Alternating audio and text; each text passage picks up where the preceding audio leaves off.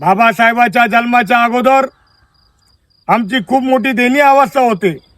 म्हणून कवी असा म्हणतो, काल मुजरेच केले रे, काय काल मुजरेच केले रे माझ्या मेलेल्या बापानी, काल मुजरेच केले रे माझ्या मेलेल्या बापानी.